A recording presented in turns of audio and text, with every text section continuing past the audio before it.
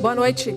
Você fica agora com as notícias que são destaque em Minas nesta segunda-feira.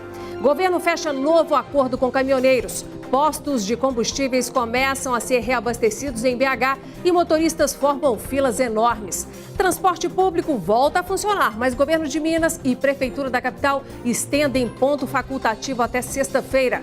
Saúde toma medidas de emergência até que estoques de medicamentos sejam normalizados. Nos supermercados já tem prateleiras vazias. Os 70 mil alunos das UMEIs continuam sem aulas há 36 dias na capital. No futebol, a rodada do final de semana foi ótima para o Cruzeiro, mas a América foi goleado pelo São Paulo e o Atlético deixou a liderança do Brasileirão. Mais informações sobre essas e outras notícias a partir de agora.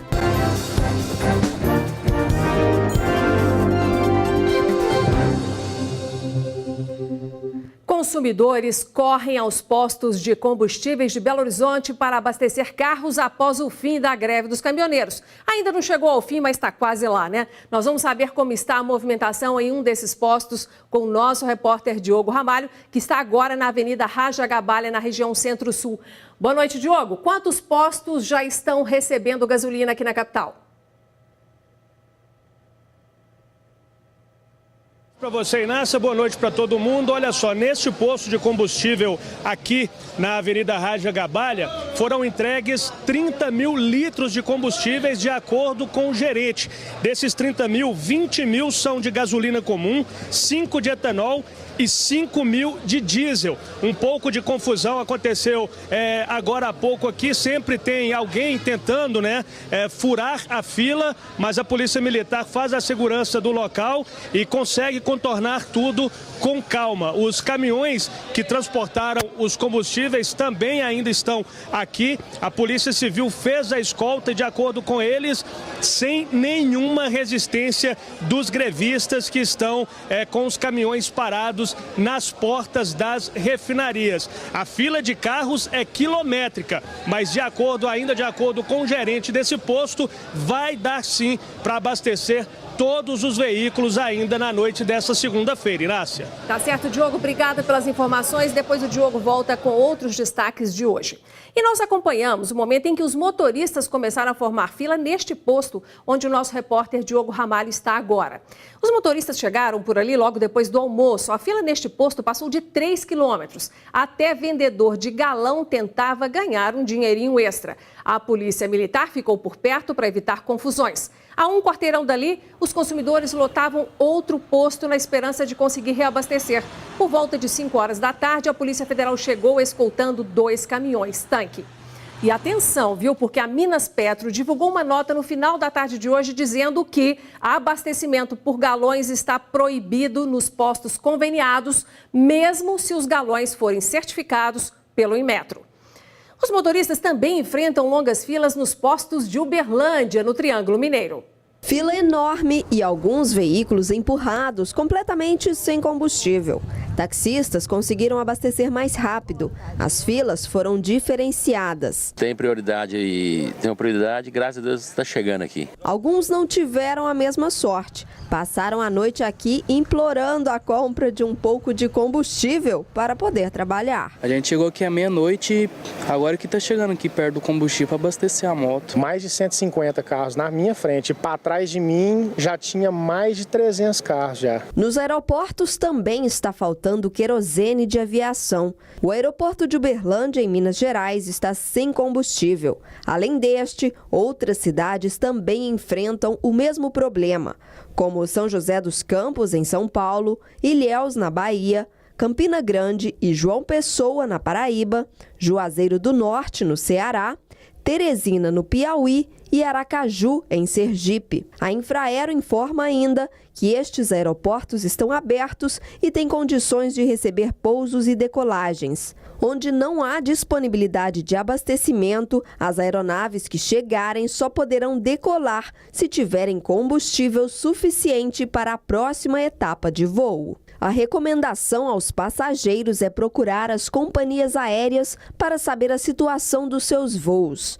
Em Belo Horizonte, o movimento nos aeroportos também foi afetado pela greve dos caminhoneiros. Só hoje, o Aeroporto Internacional de BH, em Confins, na região metropolitana, teve 13 voos cancelados. E antes de se deslocar para o aeroporto, então, consulte a companhia. Já o aeroporto da Pampulha está funcionando normalmente. A Prefeitura de BH decidiu estender o ponto facultativo até sexta-feira. A medida foi anunciada pelo prefeito Alexandre Calil após reunião com os secretários. Os ônibus circularam normalmente até às 9 da manhã e depois rodaram em escala reduzida. As escolas da rede municipal de ensino permaneceram fechadas por conta do decreto de ponto facultativo.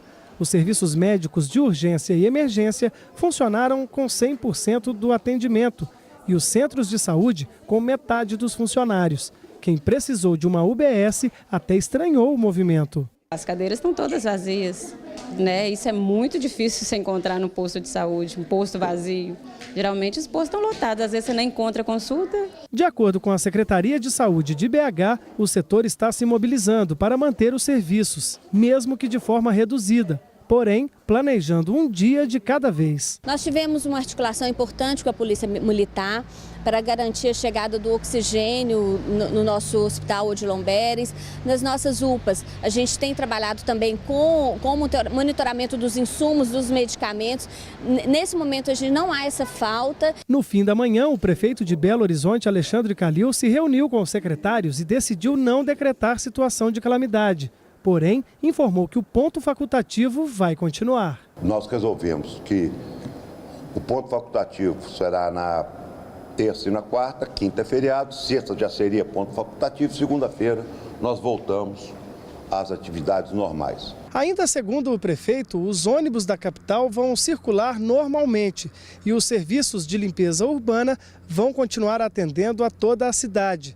De acordo com ele, isso só foi possível porque alguns caminhões-tanque foram escoltados até chegarem aos prestadores do serviço público. Calil disse que a preocupação agora é com a chegada de alimentos aos serviços sociais mantidos pela prefeitura. Nós temos que manter os restaurantes populares funcionando, a alimentação das ILPIs, que são os asilos, a alimentação dos restaurantes populares. Essa parte social de alimentação e de abastecimento, hoje nós temos estoque para quase 15 dias. A parte de transporte público totalmente normalizada e a parte de limpeza urbana totalmente normalizada. A Polícia Federal e o CAD, o Conselho Administrativo de Defesa Econômica, já estão investigando pessoas e entidades que tenham articulado o protesto dos caminhoneiros. Entre as instituições investigadas está a FETRAMIG, Federação dos Transportadores Autônomos de Cargas de Minas. Caso o CAD comprove a irregularidade, o valor da multa pode variar de 0,1% a 20% do valor do faturamento bruto da empresa. Ninguém da FETRAMIG foi encontrado para comentar o assunto. Hospitais tomam medidas emergenciais para continuar funcionando na capital. Situação de alerta na Santa Casa de Belo Horizonte, maior hospital que atende pelo SUS em Minas Gerais, com quase 1.000 leitos. Na UTI, só há 2 aparelhos como este para monitorar a pressão intra-arterial, necessário em 40% dos pós-operatórios. Nas farmácias, alguns medicamentos já estão no limite de segurança. Essa farmácia é para atender os cerca de 600 pacientes internados nas enfermarias da Santa Casa. Por aqui, o estoque de alguns medicamentos é pequeno e já começa a preocupar, principalmente antibióticos e remédios para pressão.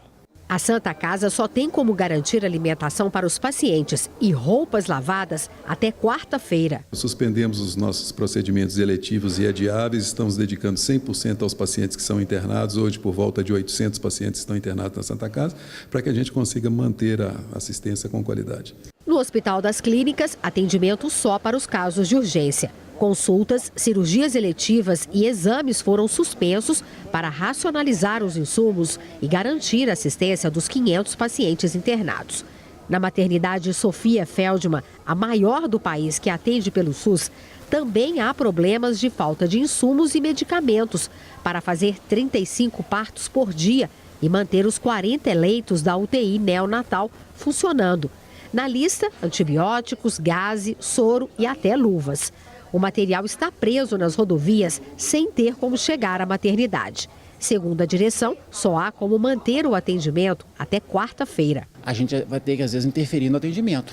A gente não vai... Só que o que não internar, é uma situação. Mas os que estão internados, eu tenho que dar continuidade no tratamento dele. No Hemominas, problemas nos estoques. A preocupação é com os tipos O negativo e AB negativo. O número de doadores caiu 30%.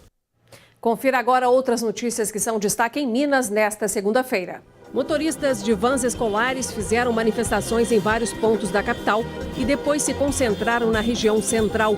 Houve buzinaço na Avenida Afonso Pena com bloqueio temporário de algumas vias.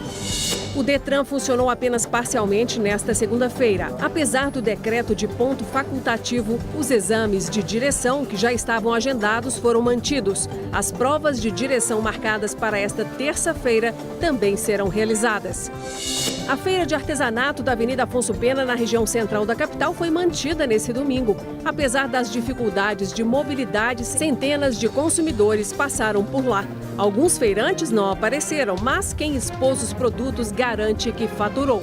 Vim porque achei que ia ser ruim, mas eu tinha umas encomendas para entregar e me surpreendeu. A feira foi excelente para mim. Manifestantes tentaram bloquear a BR-040 na manhã de hoje em Ribeirão das Neves, na Grande BH. Os veículos só conseguiam passar em uma faixa da rodovia porque dezenas de moradores protestavam contra o governo federal. A Força Nacional e a Polícia Rodoviária Estadual foram acionadas para negociar a desocupação da pista. E o tradicional almoço de domingo fora de casa foi suspenso por muitos mineiros. A falta de combustível e a não circulação de ônibus na capital deixou as ruas vazias e muitos restaurantes não conseguiram abrir. Domingo, para muita gente, dia de comer fora de casa. Mas dessa vez não deu certo. Até restaurantes famosos por ficarem abertos 24 horas estavam fechados. Não rolou. Uma empresa grande dessa significa que o negócio está ficando feio. E as ruas seguiram vazias até para um domingo. Pontos de ônibus sem ninguém, já que os coletivos não circularam durante o dia. É que a prefeitura e empresas de transporte adotaram a medida para que os ônibus pudessem rodar nesta segunda. E para quem tem carro em BH, o negócio foi tentar poupar a gasolina restante. Gasolina tá cheio o tanque. Eu enchi na segunda-feira e não saí de casa. Estou andando a pé. Acho que mais uns 5 dias. Então tá bom demais. Tá, porque a gente também quase não tá saindo, né? Só o necessário mesmo. E se a cidade estava vazia de veículos, os ciclistas aproveitaram para se exercitar. Você vai em qualquer lugar, já rodei tudo esse Belo Horizonte inteirinho hoje, só de bike. Final de tarde, o tempo tá bom, as ruas estão vazias, então é menos perigoso, né? Para dar uma volta de bicicleta. Mas além das bikes, o lixo ganhou mais espaço que o comum. Os serviços de limpeza urbana em Belo Horizonte foram suspensos no sábado. Já os serviços essenciais de saúde seguiram com atendimento normal. Os atendimentos não essenciais tiveram redução de 50% das equipes. Para evitar prejudicar pacientes que precisam de gases medicinais, esse hospital conseguiu fazer um estoque já na última sexta-feira para os próximos 10 dias. É que muitos destes cilindros vieram de carro ao invés de carreta ou caminhão. Principalmente a questão do oxigênio, que a gente fez um abastecimento no final da semana passada, que nos dá aí uma tranquilidade até que seja sanada a situação da greve dos caminhoneiros. E o medo do desabastecimento generalizado fez o consumidor antecipar compras nos supermercados da capital. Corredores cheios e carrinhos também. Dona Wanda conseguiu garantir os biscoitos para o chá da tarde. Tem que estar guardando, quando que precisar, com um biscoitinho de noite, com um chazinho, né? Tá tranquilo. A venda de ovos está restrita a 2 caixas por cliente. Quase não há mais leite e óleo. Eni procura, mas não acha alguns produtos que está acostumada a comprar. Não encontrei. E por isso está levando outra marca, porque a que eu gosto não achei. Todas as empresas que dependiam de rodovia para chegar até os supermercados, elas não vieram. Então nós temos falta de queijos, de manteiga, de iogurtes, por exemplo, fornecedores que são bastante irregulares conosco, Isso nós ficamos completamente na mão de alguns itens essa semana. A greve dos caminhoneiros provocou uma mudança de comportamento de quem vai às compras. Os últimos dias foram de corrida aos supermercados. Os consumidores estão comprando um volume maior e estocando por medo de faltarem alimentos nos próximos dias. Na quinta e na sexta-feira, quando o consumidor percebeu a complicação do fato, ele realmente se estocou um pouco mais. Jane preferiu não esperar e antecipou a compra do mês. Já estive aqui ontem, já comprei 2 caixas de leite, comprei tudo a mais, com medo de faltar, né? E hoje eu voltei para pegar mais um restinho que eu tinha esquecido, mas muita coisa já não tem. O governador Fernando Pimentel decidiu hoje estender o ponto facultativo até sexta-feira. A reunião no Palácio da Liberdade durou cerca de 2 horas.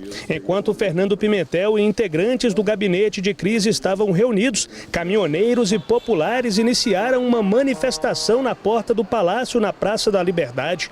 Durante toda a greve, que já chega no seu 8º dia, em postos de combustíveis da capital acontecia a mesma cena. Filas de motoristas tentando abastecer seus veículos. Hoje a cena se repetiu em mais ou menos 40 postos de BH e Contagem na região metropolitana, mas a prioridade continua sendo para serviços essenciais. Pimentel responsabilizou a política de preços da Petrobras pela crise de abastecimento que acontece no país devido à greve dos caminhoneiros. O governador assegurou que está tentando viabilizar que postos de combustíveis na capital e no interior do estado continuem sendo abastecidos. A origem de todo esse problema é a política de preços equivocada que foi adotada pela Petrobras já há cerca de 1 ano, com reajustes diários e levou o combustível no Brasil a subir mais de 50% no intervalo de tempo em que a inflação sequer chegou a 3%. Sobre o último acordo proposto pelo governo federal, Fernando Pimentel disse que significa um prejuízo milionário aos cofres públicos do estado. A recente proposta do governo federal, que inclui o que eles chamam de zeramento da CID e do PIS/COFINS, vai significar uma perda de 40 milhões por mês na receita estadual. O ICMS, imposto cobrado sobre o combustível em Minas Gerais, também foi assunto durante a reunião. O ICMS sobre o óleo diesel em Minas Gerais é 15%. E ele está mantido estável nessa mesma alíquota desde 2012. Não houve aumento do ICMS. Pelo contrário, o nosso governo reduziu a alíquota para 4% e agora para 3% e o ano que vem para 0% do ICMS sobre o óleo diesel do transporte de passageiros coletivo. Há 36 dias, os 70 mil alunos da educação infantil da rede municipal estão em casa sem aulas. Os professores querem que o salário seja igual ao que é pago hoje para a equipe do ensino fundamental. A rede municipal infantil tem hoje 5.500 professores. Muitos deles se revezam neste acampamento montado na porta da prefeitura. Eles esperam sentar novamente com o poder público para discutirem as propostas. A gente pediu que em dezembro ele desse mais 3 níveis e em julho de 2019 ele encerraria com os 2 níveis que estariam faltando. Por meio de nota, a prefeitura da capital informou que o município já chegou no limite orçamentário com a proposta de aumento de 21,5% e que agora aguarda o fim da greve para continuar as negociações. Segundo o Sindirrede, dos 70 mil alunos da educação infantil da capital, 45 mil estão sendo prejudicados pela greve. Ian, de 4 anos, e Sofia, de 3, fazem parte desses números. O pai deles precisou sair do trabalho para ficar com as crianças. Quando eu vi que não iam resolver essa greve, que essa greve se estender mais, eu optei por ficar mais com a família, né? Enquanto essa greve não resolver, eu fico impedido de trabalhar. Os meninos que estão sem ir à escola há mais de um mês já começaram a sentir falta da continuidade do aprendizado e também dos coleguinhas. Do Heitor, do Ravi e do Tom. Por quê? Porque eles estão longe de mim. Os professores das UMEIs marcaram uma reunião para amanhã cedo para discutir os rumos do movimento. E veja no próximo bloco, o Atlético é derrotado pelo Flamengo no Independência e perde a liderança do Brasileirão.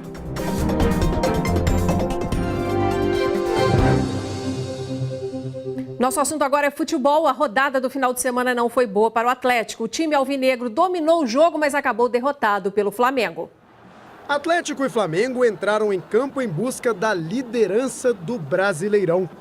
E o jogo foi dominado pelos donos da casa, que paravam no goleiro Diego Alves e até no travessão.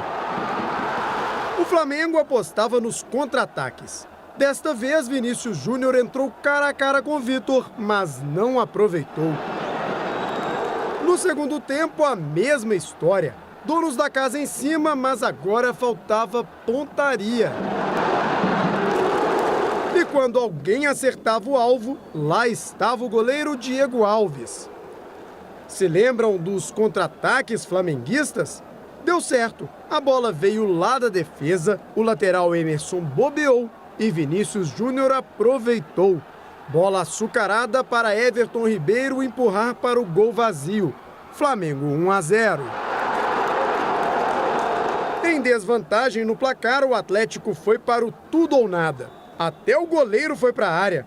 O São Vítor desviou a bola, mas desta vez o milagre foi da defesa do Flamengo, que garantiu a vitória dos visitantes. Um prejuízo daqueles. Com o resultado, o Atlético perde os 100% de aproveitamento dentro de casa no Brasileirão e a liderança no campeonato, ultrapassado pelo próprio Flamengo.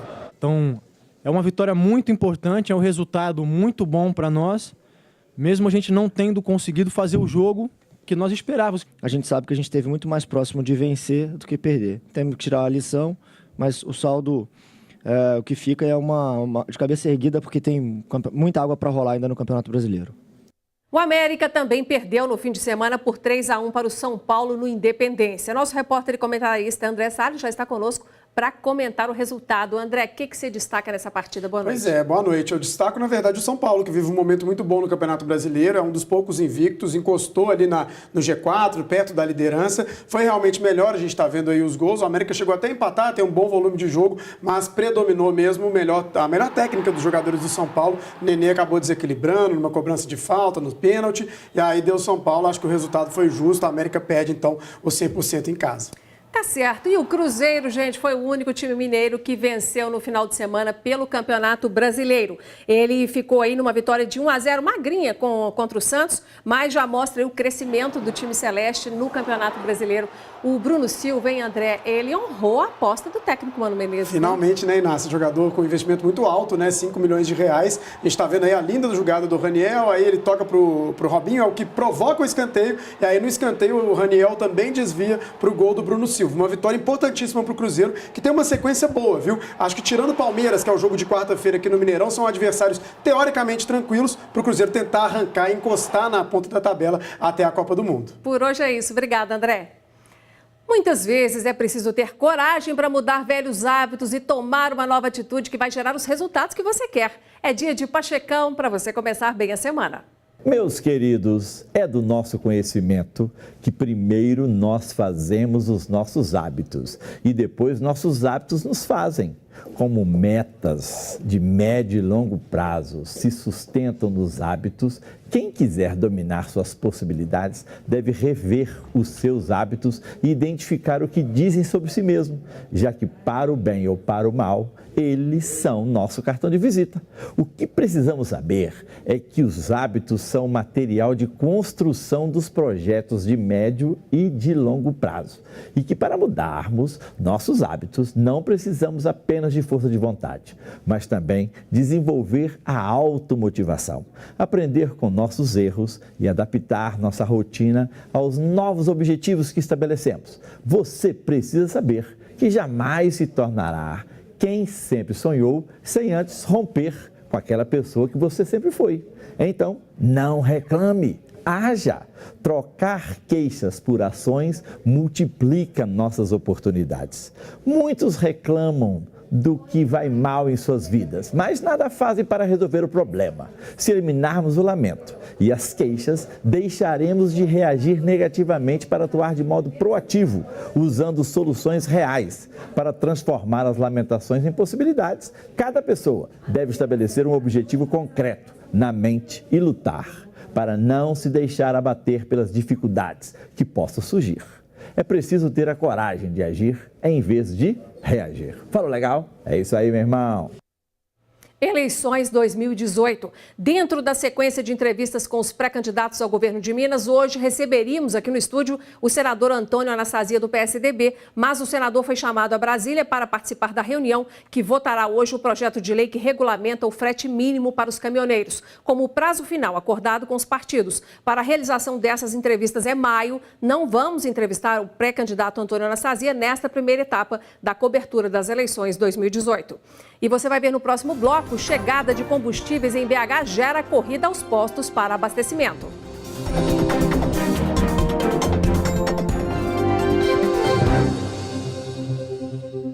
Nós temos mais uma notícia para você sobre os metroviários que estão reunidos desde o finalzinho da tarde de hoje para decidir se eles vão paralisar as atividades amanhã, terça-feira. Os trabalhadores reivindicam reajuste salarial suspenso há 2 anos. Nosso jornal está aí pertinho do fim, mas antes a gente vai te atualizar sobre o que está acontecendo agora em um dos postos de combustíveis da capital, onde está o nosso repórter Diogo Ramalho, que vai nos atualizar sobre a movimentação. Diga aí, Diogo, mais motoristas conseguiram abastecer? Há um limite de abastecimento de R$100 por pessoa. Agora há pouco a gente viu algumas pessoas abastecendo por galões. Saiu uma determinação do comitê de crise no meio da tarde de que é proibido o abastecimento com galões, mas eu conversei com o gerente deste posto de gasolina aqui no São Bento, na Rádio Gabalha, em Belo Horizonte. Ele disse que antes de sair essa determinação, as pessoas já estavam chegando por aqui e muitas delas com galões. Então, a partir de uma determinada hora, de um determinado momento, ele finalizou com a última pessoa e aí só depois de todos os que estiverem abastecidos é que vai parar e começar a seguir essa determinação do comitê de crise. É com você. Tá certo. Obrigada, Diogo. Boa noite para você. Nós encerramos o nosso jornal por aqui. Estaremos de volta amanhã com todos os destaques de Minas. Até lá.